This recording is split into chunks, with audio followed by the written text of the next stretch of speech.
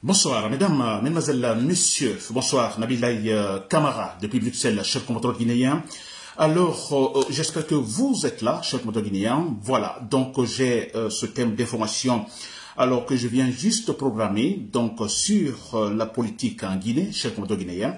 Alors, le thème, quel visage pour la prochaine transition politique en Guinée, n'est-ce pas? Quel visage pour la prochaine transition politique en Guinée?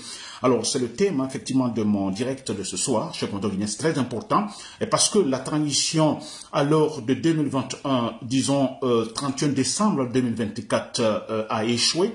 Alors, naturellement, tout naturellement, en fait, il faut une autre transition qui soit raisonnable, rationnelle, cher compatriote guinéen, n'est-ce pas? Et pour cela, et parce que c'est une évidence que, en fait, le pouvoir actuel, c'est-à-dire les gens qui sont au pouvoir, qui sont des bandits de grand chemin, ils vont chuter par les armes, c'est clair.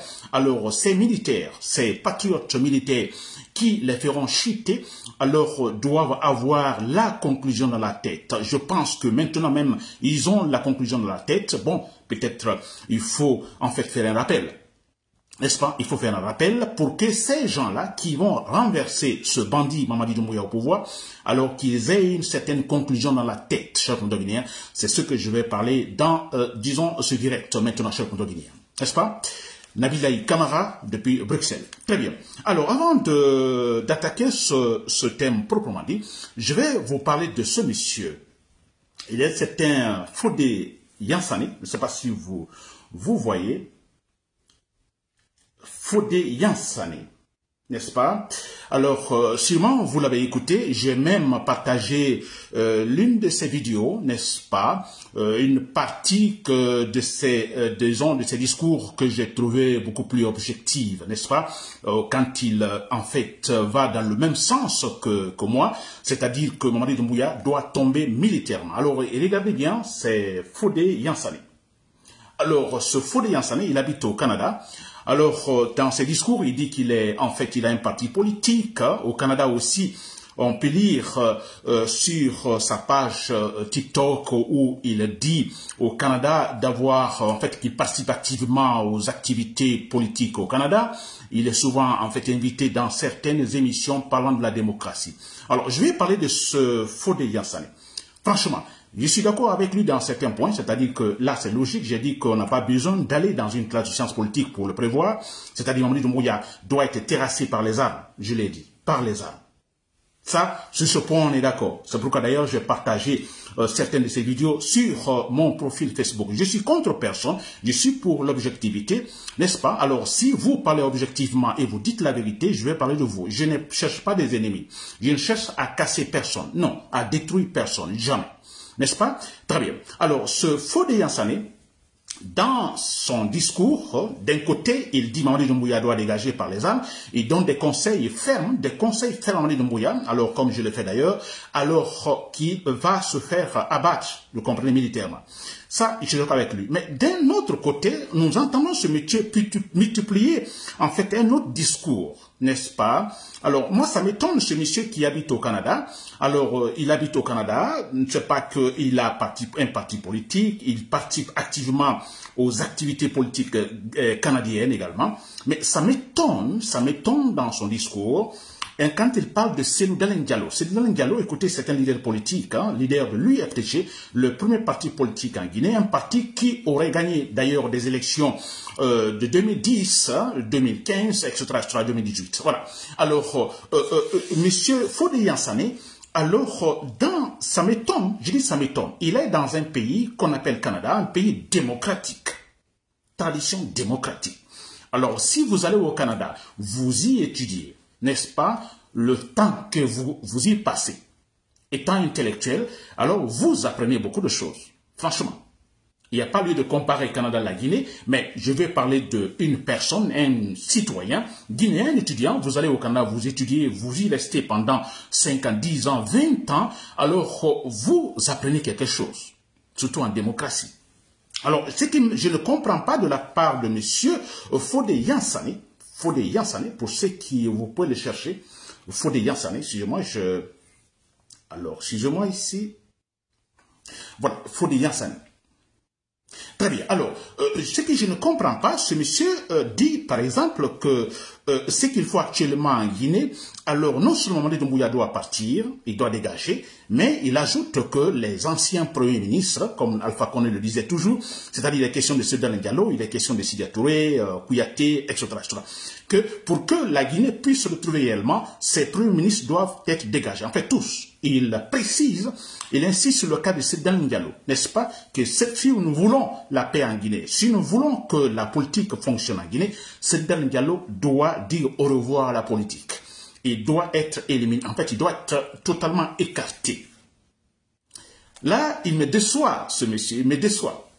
Il me déçoit, habitant au Canada, voilà, participant aux activités politiques au Canada, souvent invité même, selon lui, dans des émissions de débat sur la démocratie, et qui dit qu'il a un parti politique, je crois, en Guinée. N'est-ce pas? Et qui parle d'écarter un citoyen. Un leader politique, il faut l'écarter. Et là, il insiste sur, disons, sûrement l'ethnie. N'est-ce pas? Selon lui, c'est dans Diallo, en fait, problématique, hein, disons, ethnico-problématique. Alors, pour qu'il y ait la paix, la tranquillité, alors il faut l'écarter. N'est-ce pas? Lui ne doit plus participer à la vie politique guinéenne. Ainsi que Sidi Touré, etc. Et Mamadi Doumbouya aussi. Mais quand même, c'est incroyable, monsieur Yansane. Si vous me suivez, Fodé Yansane, je dis que j'ai même partagé vos vidéos hein, sur ma page, sur mon profil Facebook. Alors, parce que vous m'avez convaincu sur un certain point que, en fait, ce qui est normal, Mamadi Doumbouya, vu la situation actuelle de la Guinée, vous comprenez, la seule solution est purement militaire. Mamadi Doumbouya doit être, en fait, éliminé militairement. Ça, c'est une vérité. Vous donnez des conseils à Mamadi Doumbouya, d'accord, mais ce que je ne peux pas comprendre, monsieur Fodé Yansane, c'est que vous, habitant au Canada, dans un pays de démocratie, tradition démocratique, alors vous dites en Guinée que, bon voilà, tel citoyen doit être écarté. C'est-à-dire, bon, c'est un décret, lui demande, c'est-à-dire, on décrète, vous ne pouvez plus être candidat, vous ne pouvez plus être candidat en Guinée. Mais monsieur Yansane, je ne sais pas si vous comprenez ce que vous êtes en train de dire. Et il est question de monsieur qui a un électorat très important, pas de l'UFDG. Monsieur Yansane, vous vous contredisez, parce que pour que, vous parlez de la démocratie, n'est-ce pas, pour que la démocratie puisse triompher en Guinée, alors, mais écoutez, il faut une véritable démocratie. On ne décrète pas. Tel ne doit pas être candidat. Tel, non, non, non. À moins qu'il y ait, par exemple, des situations judiciaires, de poursuite, par exemple, vous comprenez, qui pourraient empêcher un candidat donné. Sinon, non, on ne décrète pas. Monsieur Yansane, vous êtes au Canada, vous parlez de la démocratie, on doit se battre pour la démocratie. Et qui parle de la démocratie? Écoutez, la démocratie, c'est la participation inclusive. On n'écarte personne. Ce sont les urnes qui doivent écarter certains leaders politiques. Les urnes, ce sont les citoyens. Nous qui partons voter, n'est-ce pas? Nous votons pour tel candidat et non pour autre candidat. N'est-ce pas?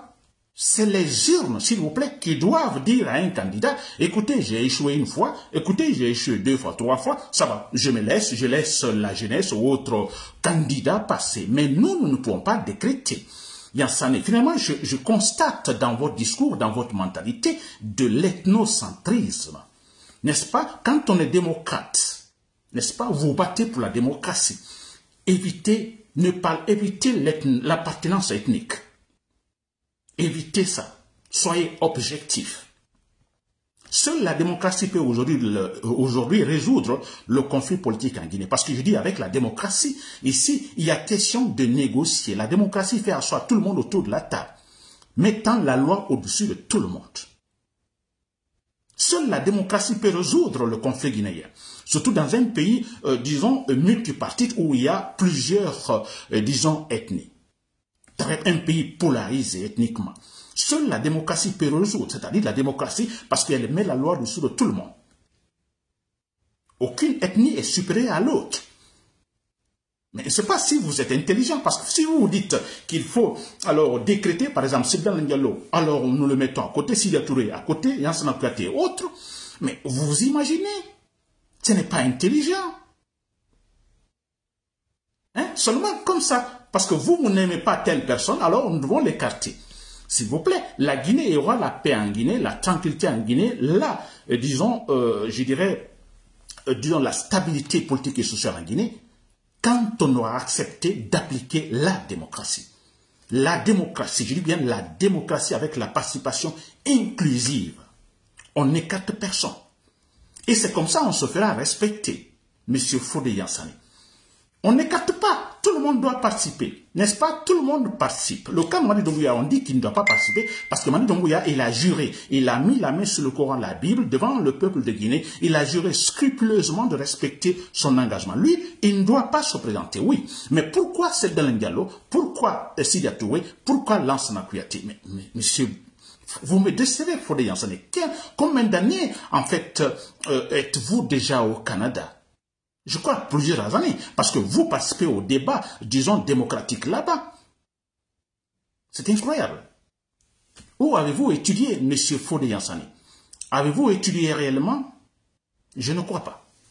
Très bien, j'en passe. Très bien, alors, je parlais de la démocratie tout de suite, parce que j'ai mon thème, hein, je dis bien, quel visage pour la prochaine transition politique?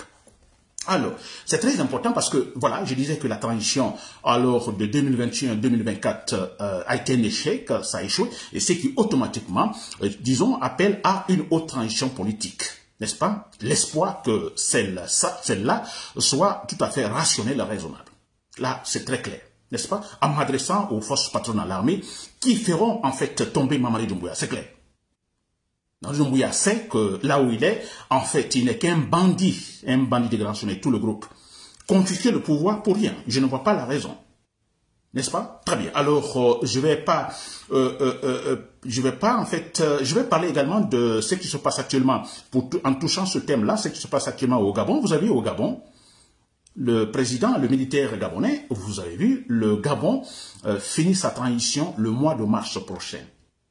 Les élections sont prévues pour, en fait, les élections générales, présidentielles et tout. Au Gabon, ils ont fini la transition. Tout a été fait. Tout a été refondé. Et parce que moi, je ne vois pas la différence entre, disons, parce que si vous prenez le Gabon et la Guinée, c'est le même problème. On a un président civil qui était là, Ali Bongo, qui était là, qui, effectivement, a tenté tout simplement, disons, de méconnaître, hein, disons, la démocratie finalement. N'est-ce pas? Qui voulait s'imposer, qui voulait se maintenir là. N'est-ce pas? Et comme son papa l'a fait, il reste là jusqu'à sa mort. Et là, en violant la constitution, la loi suprême gabonaise. N'est-ce pas? Et bon voilà, il y a eu un coup d'état militaire, très clairement, pour ça. Pour une façon de lui dire, mais écoutez, monsieur le président, ici il y a les lois, ici il y a une constitution, ici le mandat, en fait, c'est une fois, le mandat une fois, renouvelable, en fait, renouvelable, une fois. N'est-ce pas? Donc, un président qui dure beaucoup, c'est deux mandats, disons 10 années. N'est-ce pas? Le coup d'état, c'était pour signifier cela à Ali Bongo. Très bien, vous avez vu la cause, les militaires l'ont expliqué, qui ont renversé Ali Bongo, ils l'ont dit. Et voilà, et la transition, c'est pour travailler dans ce sens-là. N'est-ce pas? Parce que les institutions ont été corrompues par Ali Bongo.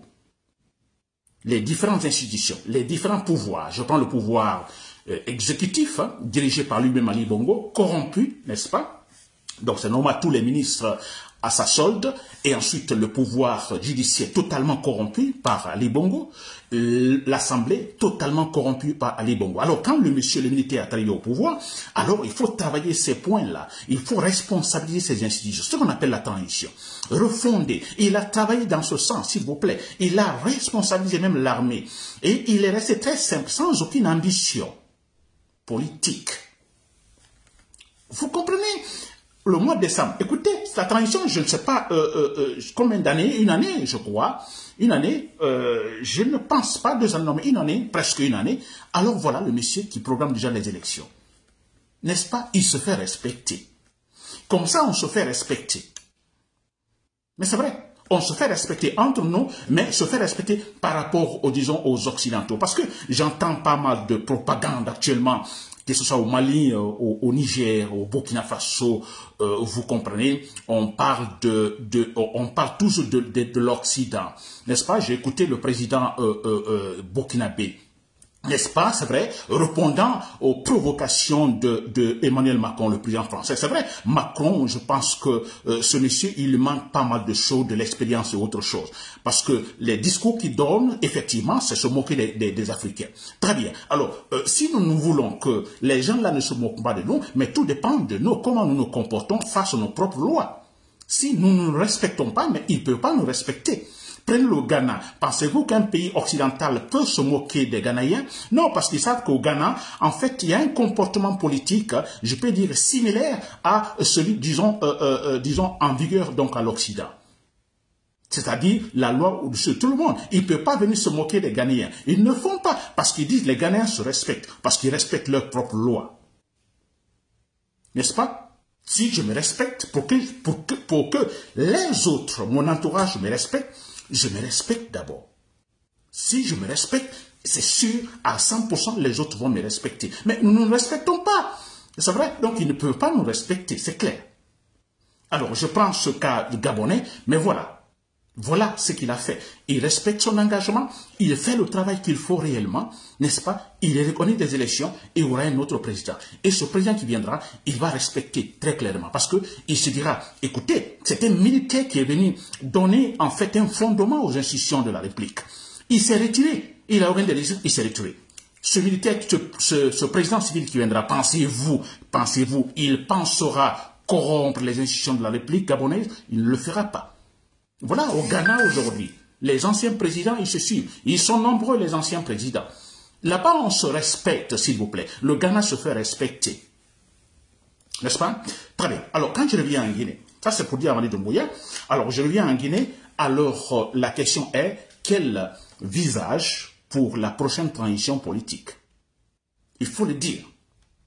Quel visage? Ça, c'est très important, cher Guinéen. Alors, il est question d'abord des gens, parce que si vous prenez le cas de Gabon, on a un militaire intellectuel. Ça, c'est très important qu'on ne minimise pas ce point. L'intellectuel. Quelqu'un qui a réellement étudié. Il a étudié. Il a l'expérience, disons, totale. Quand je dis expérience totale, directe, indirecte. Vous voyez? Alors, quand je dis étudier intellectuel, alors il a la conclusion dans la tête. Il sait réfléchir. Il sait que dans une république, il faut également une véritable, disons, structure politique. Et que cette structure politique, ce sont des lois, c'est la constitution qui est sacrée. Que cette structure ne peut en aucun cas être un être humain. Jamais. Parce que l'être humain, il va passer. Et quand il passe, ça veut dire quoi? Si vous concentrez sur l'être humain comme étant le repère politique, quand lui va décéder, que va-t-il se passer? Mais c'est de la pagaille. Alors, c'est pour dire aux militaires, aux prochains militaires, pour la prochaine transition guinéenne, il faut se battre. D'abord, avoir des gens qui savent réfléchir, n'est-ce pas? Là, il faut pas aller loin. Des gens qui savent réfléchir. Des militaires, il y en a plein qui sont très bien formés. Même s'ils ne sont pas formés, alors on va bien formés qui sont universitaires, qui ont étudié, ou qui ont d'abord beaucoup d'expérience, ou qui ont un certain patriotisme très poussé. On aura besoin des gens pareils dans la prochaine transition qui ne prendra que moins d'une année, s'il vous plaît. Vous avez le cas du Gabon. N'est-ce pas? Donc ça, c'est la première des choses à faire. Le monsieur qui doit renverser Mamadi Doumbouya, qui sera le président de la prochaine transition rationnelle, raisonnable, alors il doit être intellectuel.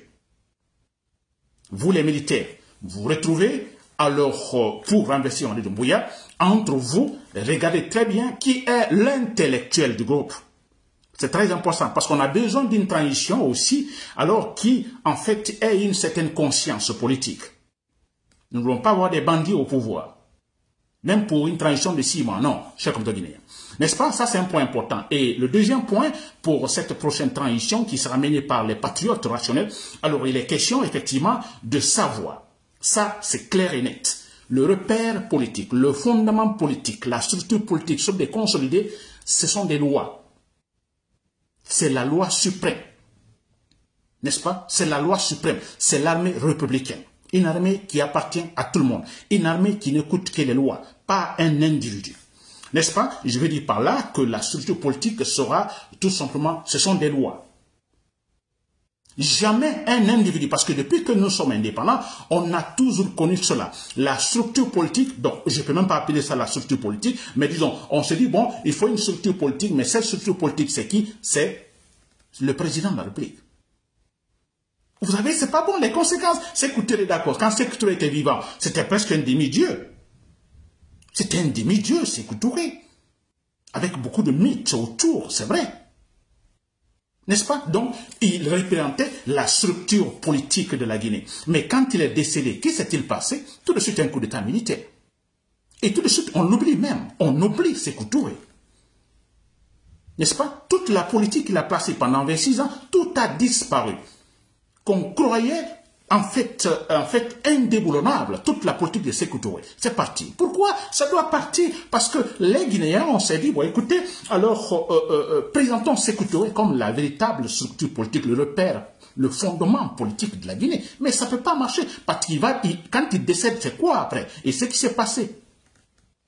On a commis les mêmes horreurs avec Lansana Conté comme le fondement politique. De la magouille autour, Lansana Conté le demi-dieu, c'est lui la structure politique, voilà, tant qu'il est vivant, bon voilà, c'est ça, c'est lui le président.